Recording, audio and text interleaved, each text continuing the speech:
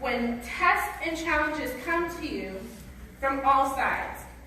You know that under pressure, your faith life is forced into the open and shows its true colors.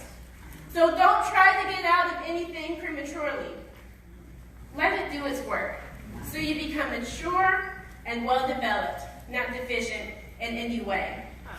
Now, for the NIV version, which is a familiar version that we're used to hearing, consider it pure joy, my brothers and sisters, whenever you face trials of many kinds, because you know that the testing of your faith produces perseverance. Yeah.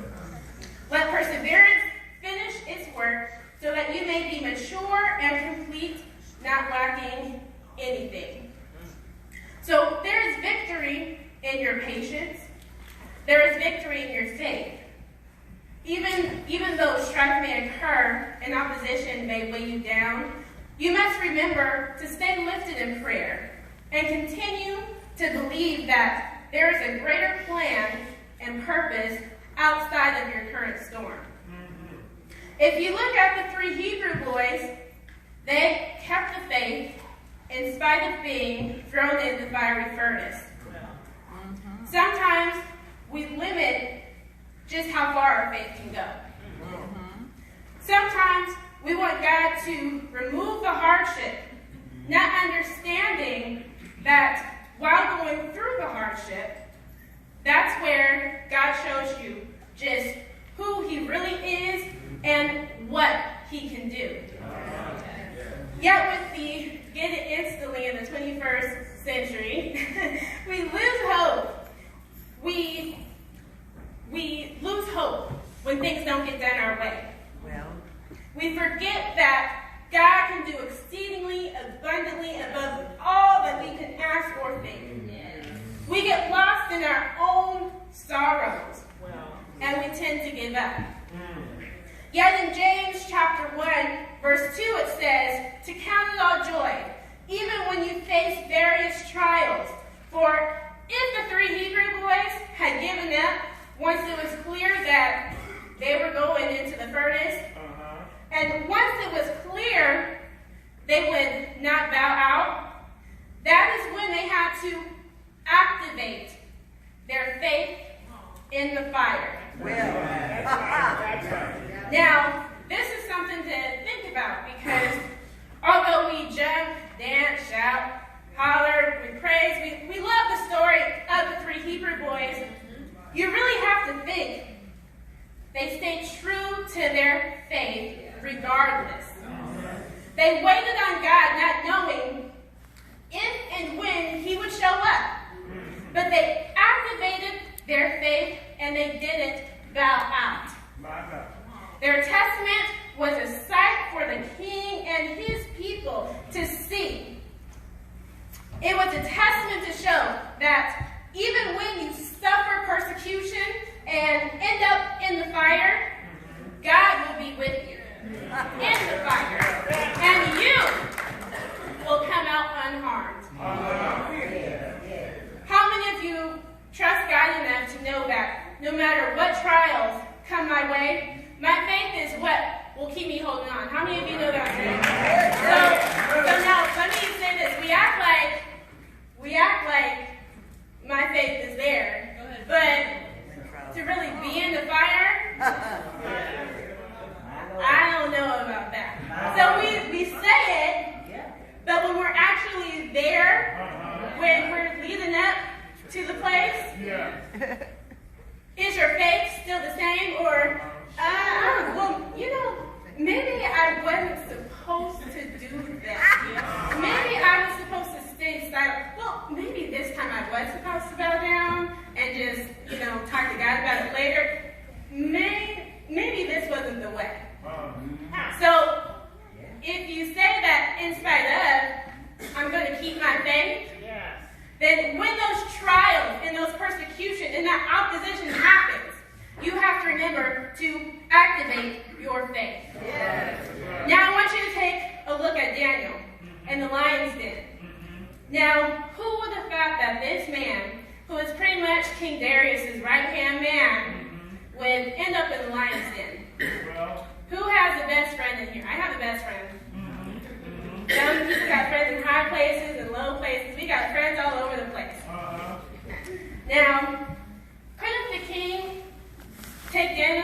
side and be like, hey man, I know that I have this new blog.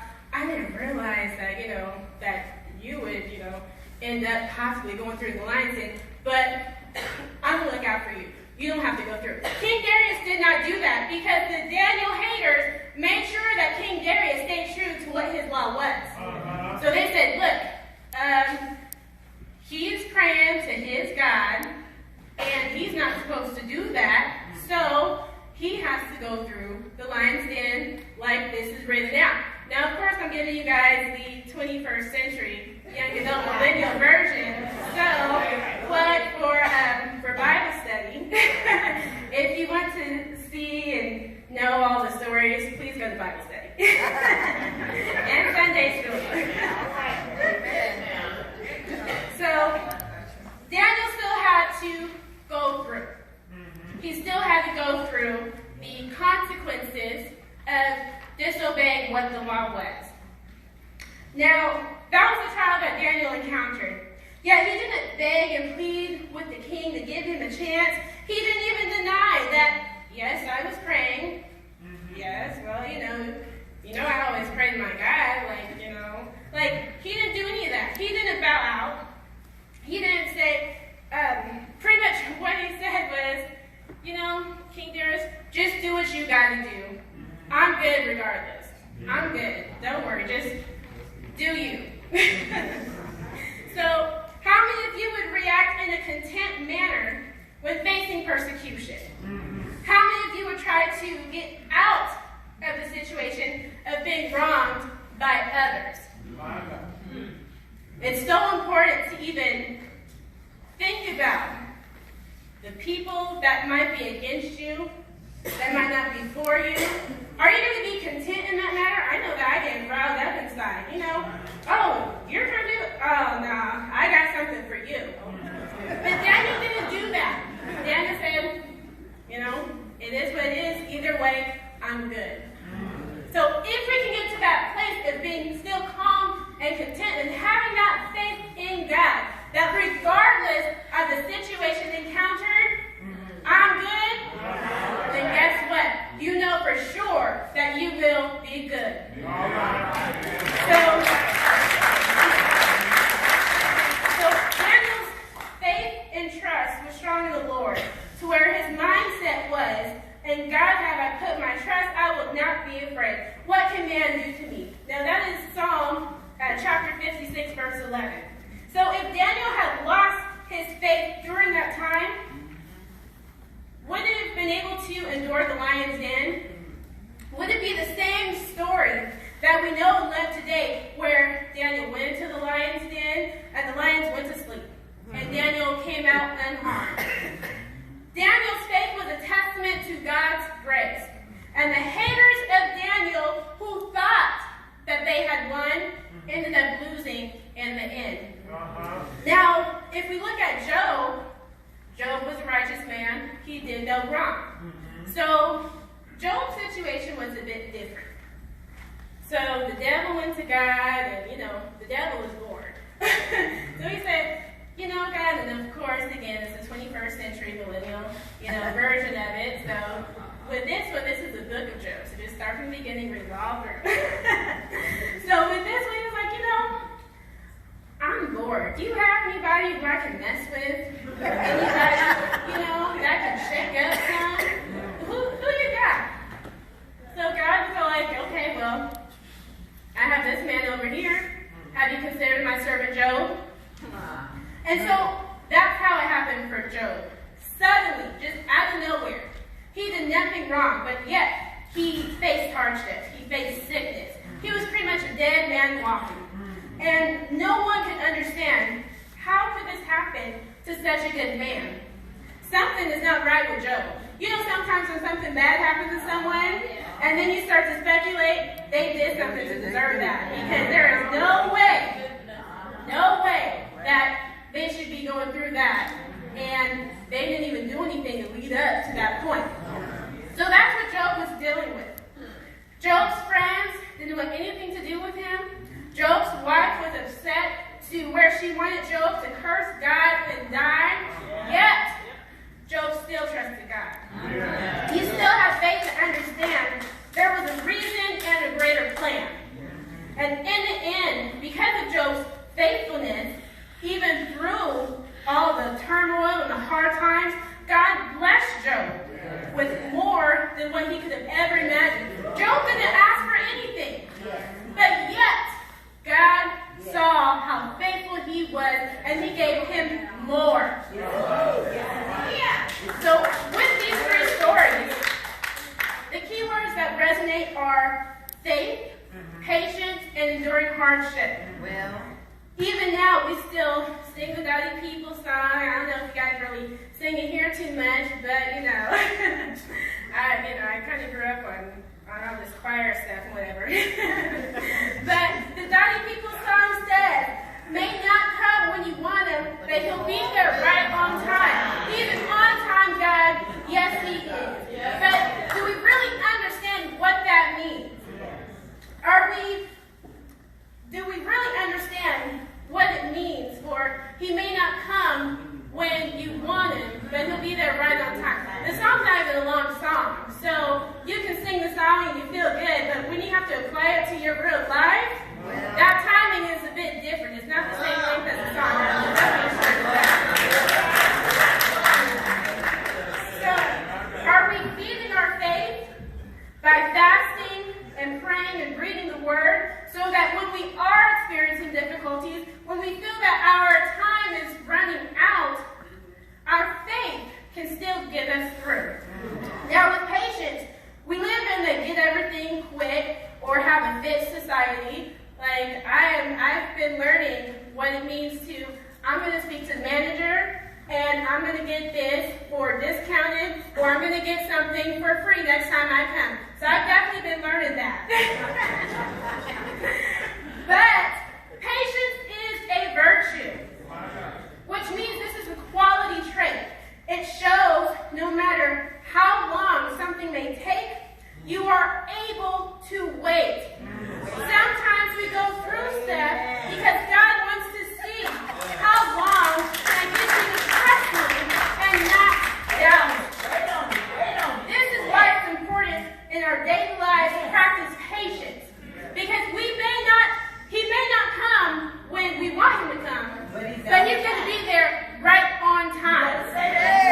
So when you're in the line at the coffee shop, when you are going through TSA at SeaTac, when you're in the commuter traffic, and let me tell you, oh my gosh, I just have to tell you guys a quick story. I was getting off the exit, and of course I went to just stay in the slow lane because it's traffic. I'm from Cali. You guys drive out here like you guys have a doctorate in driving in the rain. Like you guys are, oh my gosh, you guys just go to speed limit. But I waited in the slow lane to get to the exit, and I never do that. But I wanted to be safe, and also I wanted to make sure I knew where I was going. So I stayed in that long old traffic lane. Just saying, okay, God, you got me. But even when we are even at school, we have to practice patience. Practice patience to stay calm. Be content. Know that God will see you through. Sometimes there might be an unusual way, and we don't understand why that unusual way is, but then sometimes God is keeping us from something, keeping us from dealing with something. So that's why it's important to practice patience.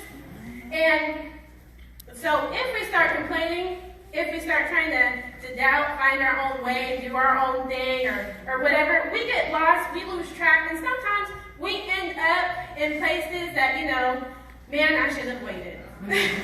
So that's why it is important to practice patience. Because now if you look at Moses and the Israelites and their exit out of Egypt, if they have remained patient and kept their eyes on God, if they had remembered the purpose of getting to the promised land, they wouldn't have been wandering around for 40 years. So now we get to enduring hardship. 2 Timothy chapter 2, verse 3 says, "You therefore must endure hardship as a good soldier of Jesus Christ. So you must go through. It is from our going through that makes us have no other choice but to trust God. Just because times are tough, people turn against you, relationships end, you fail classes, you lose jobs, you're low on funds, everything and everyone is gone. All that hardship doesn't mean to just give up. It doesn't mean to just throw in the towel. It means this is the time to stay persistent, to press on, to believe God like never before. And just know that I'm going through this because of something that I need to get to. Yeah. There is something that I need to get to, so I have to go through this. When we don't understand situations, we must get into the habit of just saying, Lord, let your will be done. Whatever the reason is, Lord, I'm here. Let me be your willing vessel, Lord. Help me, Lord. Help me keep my trust. Help me keep my faith. Faith, Lord, whatever it is, I'm here. We have to get to that point.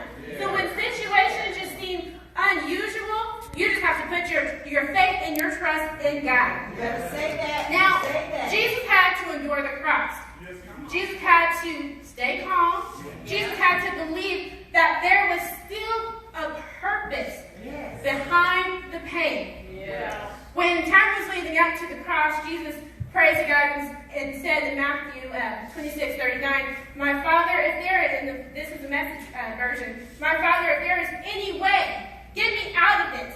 But please, not what I want, but what do you want?"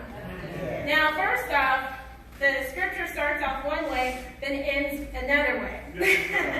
And so it ends that way because at first, Jesus, he started, Lord, I don't think I want to go through this. I don't think that I can handle this. But then in that second part of the scripture, not my will, but your will be done. Whatever it be, Lord, let your will be done. Because he understood that there was a task to do. That it was something greater that had to be done. He had to do that for us. So it wasn't what he was feeling in the flesh, but it was what God needed to have get accomplished. So with these stories, I'm looking at the wrong paper. Sometimes we have to remember we are the ones that have to go through the tests and the trials and the persecutions because we are the connecting piece for the breakthrough. Jesus was that connecting piece when he died on the cross for us. So we are the connecting piece for getting family and friends saved. We're the connecting piece for being a witness to what God can do. Jesus was that connecting piece when he went to the cross. He dealt with the backbiting. He suffered persecution. He was blamed for doing wrong when he did no wrong. Yet Jesus had to suffer. He had to die. He had to rise again for us. So that we could live, have our sins forgiven, and be saved. So this is why in James chapter 1, verse 2 through 4, it says, "Consider it pure joy, my brothers and sisters, whenever you face trials of many kinds, because you know that the testing of your faith produces perseverance. Let perseverance finish the work, so that you may be mature and complete, not lacking anything." So, friends, you have to go through. Yet as you go through, keep the faith. As you go through, just know it's not about you. There is a higher calling, an experience that must happen so that you can be a witness in showing, yes, I've been through the fire. Yes, I've been in the lion's den. Yes, I've been on my way to death. Yes, I had to die on the cross. Yet I was expected to quit, but God. And I failed to give you all my topic on today. So if you guys take your notes, I don't know if you guys still do that in churches on today. I don't know. But I have a cell phone, so I just put all my notes in there. But so the topic is, when under pressure, keep the faith. So that is the topic on today.